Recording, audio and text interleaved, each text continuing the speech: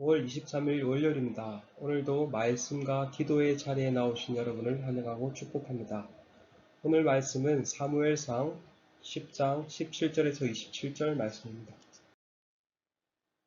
사무엘이 백성을 미스바로 불러 여호와 앞에 모으고 이스라엘 자손에게 이르되 이스라엘 하나님 여호와께서 이같이 말씀하시기를 내가 이스라엘을 애굽에서 인도하여 내고 너희를 애굽인의 손과 너희를 압제하는 모든 나라의 손에서 건져내었느니라 하셨거늘 너희는 너희를 모든 재난과 고통에서 친히 구원하여 내신 너희의 하나님을 오늘 버리고 이르기를 우리 위에 왕을 세우라 하는도다. 그런즉 이제 너희의 지파대로 1000명씩 요 앞에 나오라 하고 사무엘이 이에 이스라엘 모든 지파를 가까이 오게 하였더니 베냐민 지파가 뽑혔고 베냐민 지파를 그들의 가족별로 가까이 오게 하였더니 마르드리의 가족이 뽑혔고 그 중에 기스의 아들 사울이 뽑혔으나 그를 찾아도 찾지 못한지라. 그러므로 그들이 또 여호와께 묻되 그 사람이 여기 왔나이까? 여호와께서 대답하시되 그가 진보따리들 사이에 숨었느니라 하셨더라.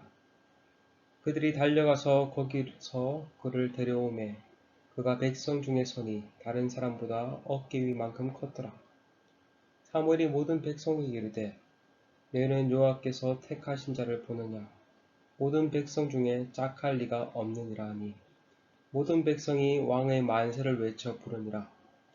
사무엘이 나라의 제도를 백성들에게 말하고 책에 기록하여 여호와 앞에 두고 모든 백성을 각기 집으로 보내매 사울도 기브와 자기 집으로 갈 때 마음이 하나님께 감동된 유력한 자들과 함께 갔느니라.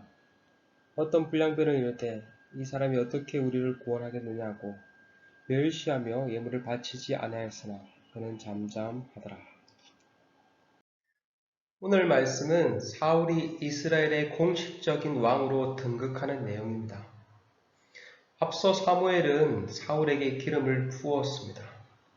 기름 부음을 통해서 사울이 이스라엘을 다스릴 왕으로 세워질 것을 미리 말을 하였습니다. 이 일이 사무엘과 사울 둘 사이에 진행되었다면 이제는 공식적으로 사울을 왕으로 선출을 합니다. 사무엘은 사울을 왕으로 세우기 위해 이스라엘을 미스바로 불러 모읍니다. 사무엘은 미스바에서 모인 이스라엘 백성들 앞에서 이스라엘의 하나님 여호와께서 이같이 말씀하셨다라고 말하며 하나님의 말씀을 대언합니다. 대언의 핵심 내용은 이것입니다. 하나님께서 이스라엘을 구원하셨다. 애굽에서 또 많은 나라들로부터 구원하셨다. 이 말은 하나님께서 친히 이스라엘의 구원자로서 이스라엘의 왕으로서 일을 하셨다라는 말입니다. 그러나 이스라엘은 참 왕이신 하나님을 버리고 인간 왕을 요구했다는 것입니다. 왕을 요구하는 이스라엘의 불순한 동기와 불신앙을 지적한 것입니다. 그러나 하나님은 왕을 요구하는 백성들의 요구에 응답하십니다. 사무엘은 하나님의 명령을 따라 제비뽑기를 통해 왕을 선출합니다. 제비뽑기는 이스라엘이 하나님의 뜻을 분별하기 위해 사용하는 방법 중 하나였습니다. 여호수아 시대에 가나안 땅을 다 정복하고 각 지파별로 땅을 분배할 때도 제비뽑기라는 방식을 사용하였습니다. 그리고 이러한 방식은 나중에 신약 시대에 가롯 유다 대신 새로운 사도를 뽑을 때도 제비뽑기라는 방법을 사용하였습니다. 사무엘은 먼저 지파별로 1000명씩 나오게 합니다. 처음 제비를 뽑자 베냐민 지파가 뽑혔고 그 다음에 또 제비를 뽑자 베냐민 지파 중 마드리의 가족이 뽑혔고 마드리의 가족 중 기스의 아들 사울이 뽑혔습니다. 공식적으로 모든 이스라엘이 보는 앞에서 이스라엘의 왕으로 사울이 선출된 것입니다. 그러나 문제는 사울이 보이지 않았습니다. 사울을 찾았으나 찾을 수 없었습니다. 그러자 이스라엘은 하나님께 물었고 하나님께서는 사울이 진보다리에 숨어 있다고 일러주십니다. 22절에 그러므로 그들이 또 여호와께 묻되 그 사람이 여기 왔나이까? 여호와께서 대답하시되 그가 진보다리들 사이에 숨었느니라 하셨더라. 사울은 이미 사무엘로부터 기름 부음을 받았기에 자신이 이스라엘의 왕이 될 것을 잘 알았습니다. 그러나 그는 매우 소극적으로 행동하고 있습니다.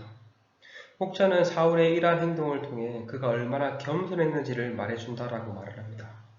물론 그러한 모습 또한 있었을 것입니다. 그러나 사울은 이미 기름 부음 받은 상태이고 여호와의 영이 임했던 사람입니다. 하나님께서 택하시고 부르셨다면 마땅히 반응해야 했습니다. 이러한 사울의 소극적인 모습은 여기에서만 나타나는 것이 아니라 이후에 그의 통치를 통해서도 그대로 나타나게 될 것입니다. 이스라엘의 구원자요, 이스라엘을 다스릴 왕으로서 블레셋과의 적극적으로 싸움에도 적극적으로 맞서 싸우지 않습니다. 오히려 소극적인 사울과 달리 그의 아들 요나단이 적극적으로 맞서 싸우게 됩니다. 물론 겸손의 자세, 겸손의 마음가짐은 중요합니다. 그러나 하나님의 일을 함에 있어 지나친 소극적인 자세는 합당한 것이 아닙니다. 교회 안에서도 중요한 직분을 맡게 되면 부담스러워 피하려고 하는 경우가 많습니다. 자신은 그 일을 감당하기에 아직까지 여러모로 준비되지 않았다라고 말을 합니다. 그러나 그것이 분명한 하나님의 부르심임에도 계속해서 거부를 한다면 그것은 바람직한 행위가 아닐 것입니다. 어떤 의미에서 직무유기라고도 할 수 있습니다. 우리 안에도 이러한 사울과 같이 주님의 일을 감당해야 함에도 하나님께서 그 일로 나를 부르셨음에도 소극적으로 반응하고 행동하고 있는 것은 없는지 오늘 우리 자신을 한번 뒤돌아보기를 소망합니다. 사무엘이 공식적으로 사울이 이스라엘의 왕으로 선출되었다라고 말을 하자 모든 백성들은 만세를 부르며 환호합니다. 왕을 달라는 자신들의 요구가 응답되었기 때문입니다. 그것도 그럴 것이 사울은 외적으로도 매우 출중했습니다. 용모가 준수하였고 오늘 본문에서도 거듭 강조되고 있듯이 키가 다른 사람들보다 어깨 이만큼 더 컸기 때문입니다. 외적으로도 왕으로 될 만한 출중한 인물이었던 것이죠. 이렇게 해서 이스라엘의 초대의 왕으로 사울이 등극을 하게 됩니다. 이후 모든 백성이 각자 자기 집으로 돌아갔고 사울도 기브야에 있는 자신의 집으로 돌아갑니다. 이때 마음이 하나님께 감동된 유력한 자들도 함께 갔다라고 말을 합니다. 유력한 자들, 재력과 권력과 힘 있는 자들이 사울을 지지하고 함께 했던 것입니다. 그러나 27절을 보면 반대파도 있었음을 알 수 있습니다. 어떤 불량배들은 어떻게 이 사울이 자신들을 구원하겠냐? 한마디로 말하면 왕으로 인정할 수 없다는 거죠. 왕으로 인정하지 않고 멸시하며 예물을 바치지 아니하였다라고 말을 합니다. 하지만 그러한 반대파가 있음에도 불구하고 사울은 그들에게 대응하지 않고 오히려 잠잠하였다라고 말을 합니다.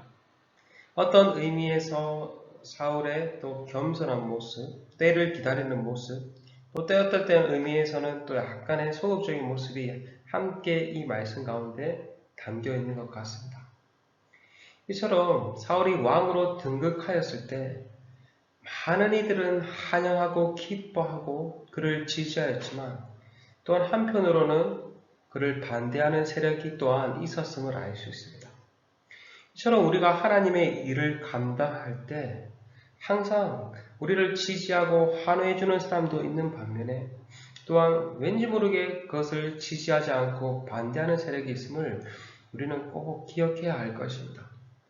그하여서 정말 우리가 마땅하게 하나님께서 나를 부르셨고 그 일로 일을 감당하게 하셨다면 그러한 자신들을 반대하는 사람들로 인해서 마음이 힘들지라도 낙심하지 아니하고 때로는 그들을 이해하고 품고 나아가는 그러한 지혜가 있어야 할 것입니다. 바라기는 오늘 하루도 정말 우리를 향한 하나님의 그 부르심 앞에 마땅히 반응하며 나아가는 우리 모두가 되기를 소망합니다.